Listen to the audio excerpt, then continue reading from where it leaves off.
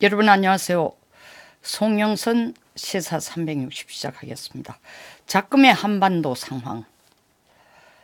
북한이 한국을 볼모로 잡고 미국을 압박하고 있는 형국입니다.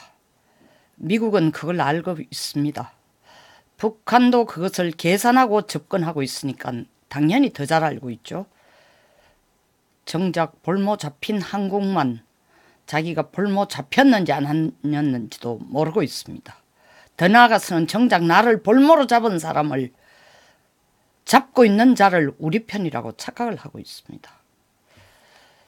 올해 들어 북한은 14차례에 걸친 발사체를 발사했습니다. 탄도미사일, 단거리 탄도미사일, 장사정포, 방사포, 해안포까지 쏘습니다. 사실 김대중 정권에서부터 지금까지 이러기에 스커드 미사일을 제외하고 유도장치까지 걸려있는 탄도발사체를 날린 걸 치면 가장 많이 날린 정권이 문재인 정권입니다. 올해만 14차례의 14차례에 걸쳐 발사를 하고 32기의 발사체를 날렸습니다. 미국이 지금 정작 걱정하고 있는 것은 북한이 ICBM을 개발해서 거기에 소형화된 핵탄두를 싣고 미국 워싱턴 DC나 하와이를 때려서 정말 엄청난 상황을 불러올 것이다. 초래할 것이다. 그보다도 더 큰 걱정이 한반도를 향해 북한이 단거리 미사일로 그리고 방사포로 한반도를 공격할 가능성을 가장 걱정하고 있습니다. 우리가 어쩌다가 보니까 신문에 나는 기사, 언론에서 방송에서 나오는 기사 자체가 전부 다 미사일, 탄도미사일, 그중에서도 집중해서 ICBM만 얘기하니까 ICBM이 마치 한국의 가장 큰 위협인 것처럼 우리도 착각해오고 있는 상황입니다. 사실 ICBM은 한국의 위협이 전혀 안 됩니다. 정말 전혀 안 됩니다. 왜? ICBM이라는 건 날리면 10,000km 이상을 날아가는데 거의 수직으로 쏘아 올려가지고 10,000km를 가려면 쌓아 올리는 순간 수분 후, 수초 후부터는 수백 킬로, 수천 킬로 이 땅에서부터 높은 곳을 떠가고 있습니다. 거의 평형선을 끄면서 가고 있습니다. 대기권과. 우리 남쪽에 떨어지는 게 아니죠. 단거리 미사일이라야 말 그대로 포물선을 그리거나 아니면 미국의 팩3, 패트리어트 3로도 막을 수 없는 지그재그식의 예측 불허한 그런 지그재그식뿐만 아니라 날아 올라가다가 떨어지다가 다시 급격하게 속도를 가속화시키면서 각도를 다시 하늘로 향해 75도까지 올라가다가 떨어지는 이 소위 말하는 이스칸데르급 미사일이나 그리고 최근에 380km라는 사거리를 자랑하는 방사체, 방사포, 이게 다 우리 한반도 전역을 위협하는 겁니다. 대안이 없어요. 여기에 대해서는. 주한미군까지도 이걸 막을 방법이 없습니다. 주한미군이 가지고 있는 패트리어트 3라는 건 요격 미사일이에요. 말 그대로 미사일을 요격하는 겁니다. 미사일이 오면은 거기에 맞춰서 오는 길을 마중 나가가 때려가지고 폭발시킨다는 겁니다. 근데 이 방사포는 미사일과 달라 요격할 수 있는 시스템이 없습니다. 그리고 이 방사포에 대한 위협은 진작에 한국이 우리가 이미 1999년에 미국과 합의를 했습니다. 작전권 얘기 나오면서 이 사단을 사실 트립와이어 연계철선에서 뒤로 물리고 평택 쪽으로 뒤로 물리고 오산 쪽으로 물리면서 보병사단 더 이상 38선 가까이 군사분계선 가까이 갖다 놓으면서 미군 병사들의 피와 목숨을 한반도를 지키기 위한 연계철선 역할을 안 하겠다 하고 난 뒤에 우리에게 넘겨준 임무가 10가지입니다. 그중에 하나가 방사포, 해안포, 장사정포, 한국이 알아서 좀 막으라. 우리도 하겠다 했습니다. 근데 지금 우리가 사거리 380km, 고도 97km로 날라오는 방사포 지난 11월 28일 날렸다는 막을 방법이 있어요? 그냥 엎드려가 죽는 수밖에 없습니다. 아니, 엎드린 게 아니라 서서 그냥 당하고 죽는 수밖에 없습니다. 북한 그걸 알아요. 그걸 쏘면서 남쪽의 이 소위 말하는 한반도 남쪽의 부분을 위협을 가하면은 한미동맹이라는 체제를 유지해오는 미국으로서는 가만히 있지 않을 거다. 설마 우리에게, 설사가 아니라 설마 우리에게, 우리라는 건 북한입니다. 북한에게 직접 폭탄을 내리쏘고 전쟁은 안 하고 결국 미국이 항복하고 들어올 것이다. 그 항복이라는 건 잘못했다가 아니라 그래, 북한이 원하는 거 좀 해결해 줄게, 제재 풀어줄게, 이걸 지금 기다리고 있는 겁니다. 그 답을 얻어내기 위해서 올해 한 해 동안 14차례나 진짜 발사체를 쏴날린 겁니다. 14차례라는 것은 14발이라는 뜻이 아닙니다. 14차례에 걸쳐서 32발을 쏘습니다. 더더구나 최근 지난 7일 동창리에서 뭔가 큰 게 일어났다는 것은 발사체를 날린 게 아니고 엔진 시험입니다. 엔진 시험에 왜 이렇게 미국이 신경을 쓰느냐. 미사일을 날리는 방법은 우리 자동차로 비교하면 쉽습니다. 엔진이 가동이 돼야 차가 나갑니다. 미사일을 발사시키기 위해서 미사일 엔진이 가동이 돼야 돼요. 그 엔진 가동시키려면 우리 자동차는 엔진 가동하려면 뭘 합니까? 예? 휘발유 넣지 않습니까? 경유나 휘발유 넣지 않습니까? 기름 없으면 움직이지 못하는 거 똑같아요. 미사일을 발사할 수 있는 엔진을 가동시킬 수 있는 연료가 두 가지예요. 고체 연료, 액체 연료입니다. 북한이 액체 연료를 가지고는 여러 차례 시험했지만 지금 자꾸 고체 연료로 그 엔진을 바꾸려고 하는 이유는 액체 연료는 우리 자동차 간단합니다. 비유를 하면 주유소에 가가 액체 연료니까 연료 였는 게 위에서 위성에서 다 내려다 보여요? 안 보여? 보입니다. 미사일도 마찬가지야. 이 자동차하고 크기가 다르니까 이 연료 주입하는 시간이 상당히 오래 걸리죠. 며칠 걸립니다. 한꺼번에 다 못 넣고. 또 더더구나 연료 주입하는 게 액체 연료는 뭐가 문제가 되냐. 너무 추우면은 이 연료 자체가 작동이 제대로 안 됩니다. 근데 고체 연료라는 것은 안 보이는 데서 여놓고 그 안 보이는 데가 어디냐. 지금 정상리 에다가 사실 밑에 지하 시설을 만들었다는 거 아닙니까?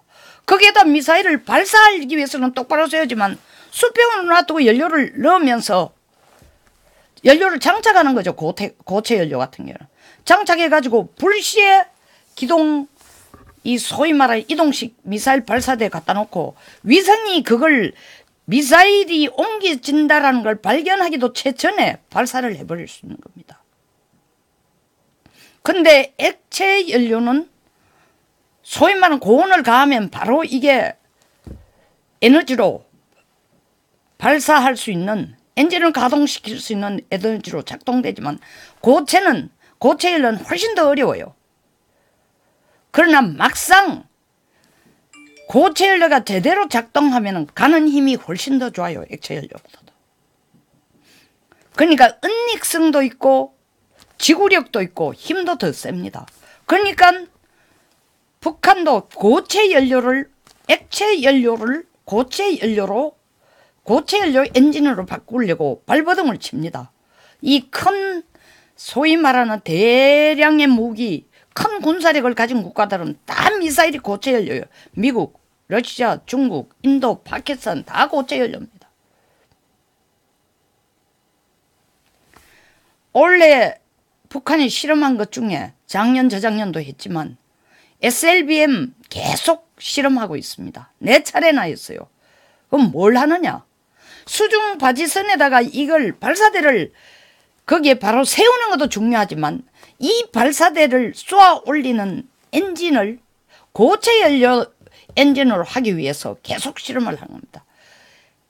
북한이 가지고 있는 무기화의 가장 마지막 단계가 이 고체 연료 엔진을 만드는 겁니다. 그리고 이게 ICBM 대륙간 탄도 미사일로서의 핵무기로서의 제대로 역할을 하려면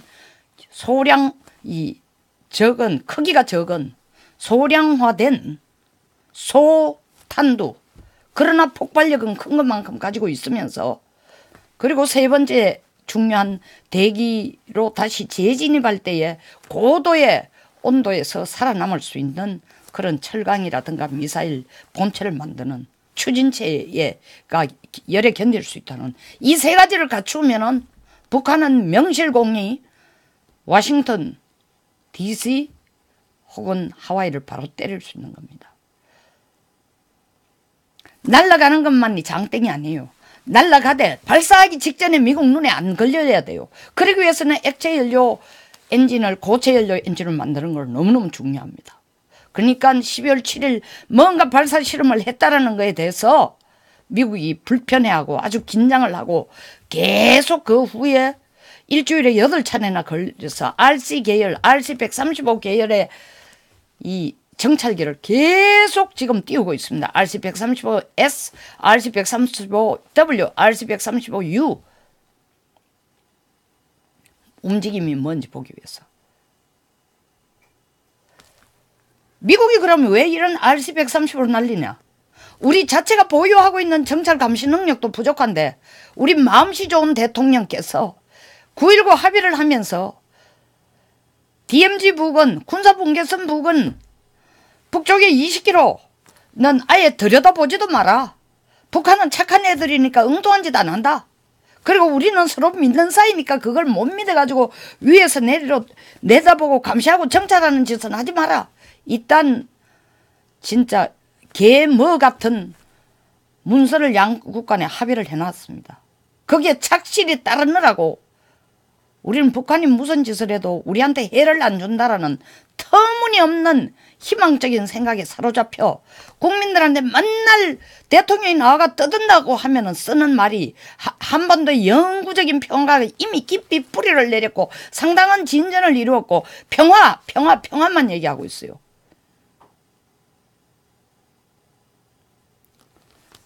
막상 북쪽이 러시아 제 이스칸데르급과 같은 KN-26, 25라고도 얘기하고 23라고도 얘기하고 있습니다. 날리면 우리가 막아낼 방법이 없습니다. 지금 주한미군이 가지고 있는 페이트리어트 3 요격미사일로도 안 됩니다. 그리고 주한미군이 가지고 있는 사드로도 그 고도가 이스칸데르급 전문의 고도를 보니까 우리 도저히 거기에 이 고도가 사드는 100km, 패트리어트는 40km인데 이스칸데르급이 주로 40에서 60km 그 사이를 이 궤적을 그리면서 오는 거예요. 그러니까 아무도 막지 못하는 그 틈새를 이용해가 날아오는 겁니다. 누가 우리를 돌봐줘야 된다? 미국이 아니고 돌봐줄 수가 없어요. 그런데도 트럼프 대통령이 30분 동안 전화해서 트럼프 대통령이 전화하기 전 4일, 5일 왕이 중국 외교부장이 와서 중장거리 미사일 배치하지 마라 하니까 청와대가 거기에 대해서 그런 문제 언급했다라는 얘기도 아닌데 나중에 2, 3일 지나고 나니까 이야기가 아주 짧은 기사가 하나 나왔습니다. 사드는 아예 입을 딱 다물었는데 바로 그거는 왕이가 떠들었다고 자기가 자랑하는 바람이 나왔습니다. 중장거리 미사일 배치하지 말라 얘기는 당연히 그 얘기 하러 왔죠. 그러니까 왕이가 왔다 가자마자 바로 트럼프 대통령이 청와대에 전화해서 중장거리 미사일 한국도 배치를 고려하시오. 지금 그 30분 동안의 통화는 문에게 뭐 당신이 한반도를 평화적으로 잘 지키고 있으니 잘했다 덩어리 두드려줘 칭찬하는 얘기 아니에요. 혼쭐 나도록 얻어맞았을 겁니다. 정신 똑바로 차려. 지금 김정은이 무슨 생각을 갖고 있는지 아느냐. 바로 그 380km라는 방사포를 날리면 누가 막을 거냐. 주한미군도 그걸 막아낼 방법이 없다. 대한민국 혼자서 그걸 막을 준비가 돼 있냐. 북쪽에 지금 움직임이 심상치 않은데 대응 방법이 뭐냐. 제가 볼 때 100% 답 못했습니다. 아, 우리가 예의주시하고 있습니다. 체제를 자주 방어하는 능력은 충분히 갖고 있습니다. 그딴 진짜 뭐 같은 소리만 했을 거예요. 아니면 뭐 한미동맹을 굳건히 믿는다라는 또 핑계대는 소리나 했을 거예요. 트럼프가 말로는 ICBM 내 선거를 앞두고 쏘지 마라 했지만 그보다 몇 배로 더 미국이 지금 걱정하는 거는 연말, 올해 연말, 내년 초. 에? 김정은이 또 뭐 지 생일 어쩌고 저쩌고 하는 그런 날짜까지 염두에 두면서 뭐 지금 시중에 떠드는 날은 12월 17일 아버지 돌아가신 날을 기념해서 혹은 미국의 큰 기독교 국가의 큰 생일인 크리스마스 날을 기념해서 혹은 지 태어난 날을 기념해서 뭔가 쏠 거다. 저는 그때 ICBM 쏠 가능성 거의 없다고 생각합니다. 이번에 시험한 것도 엔진 시험이기 때문에 아직까지 ICBM을 미국 본토를 향해가 날릴 정도의 그 정도의 대단한 기술을, 다시 말하면 고체 연료 엔진으로 완전히 갈아치운 게 성공적으로 됐다는 보장이 없으면 김정은도 함부로 실수할 짓, 그리고 더 큰 반격을 받을지도 못한 어설픈 짓은 안 할 겁니다. 그러나 우리를 볼모로 잡고 한반도에 무엇을 날릴 가능성은 아주 크다는 겁니다. 근데 국내에서 그거 걱정하는 사람 없어. 지금 청와대 자체가 지금 콩가루 집안이다 보니까 선거 개입 문제, 유재수 문제, 우리들 병원 문제, 조국 문제 이런 거에 뒤쫓기다가 보니까 막 숨가쁘니까 한다는 짓이 국회에서 합법적인 협의체도 아닌 4+1이라는 희한 날라리한 그런 협의체를 만들어 가지고 합법적인 제1야당을 제쳐놔 놓고 예산 통과시키고 똑같은 방법으로 지금 선거제도 통과시키려고 하고 있습니다.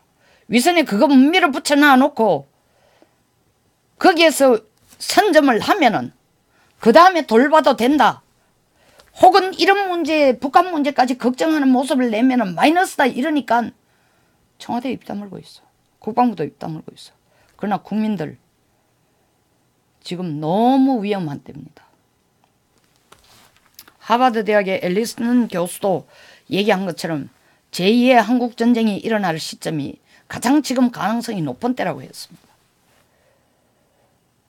제2의 한국전쟁이 만약 일어난다면 이건 또 다른 중공이라고 내가 일부러 쓰는 이유는 1950년 한반도 전쟁에서 중공이 들어와서 유엔군과 중공군이 싸우면 130만이 죽었습니다. 제3의 전쟁은, 제3차 전쟁은 중공과 미국과의 싸움이 됩니다. 그 상황을 미국은 최대한 피하고 싶기 때문에, 힘이 없어서 아니라 피하고 싶기 때문에 그 도화선이 되는 한반도가 안정되기를 바라고, 도화선이 안 되도록 하기 위해서는 북쪽이 도발하지 않아야 되고, 북쪽이 도발하지 않도록 하기 위해서는 한국이 미국의 손을 꽉 잡고 바지가랑이를 확실히 잡고 북한에 대해서 강한 소리를 해야 되는데 1년 동안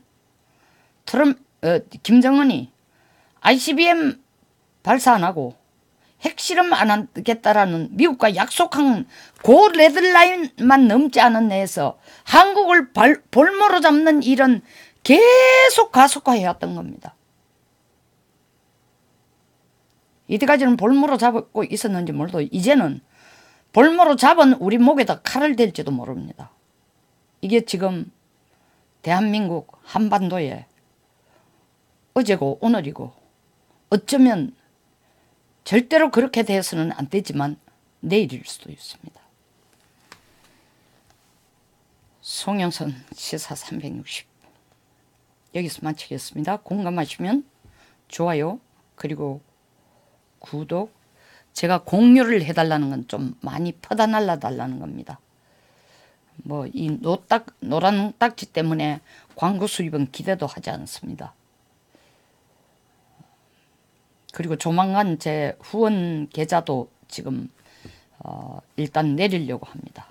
그러니까 여러분들이 많이 퍼다 날라주는 것이 교육이 되고 여러분들의 안보의식 재정립에도 도움이 된다고 생각해서 매일 이렇게 열을 올리고 있습니다. 좋은 하루 되시기 바랍니다. 감사합니다.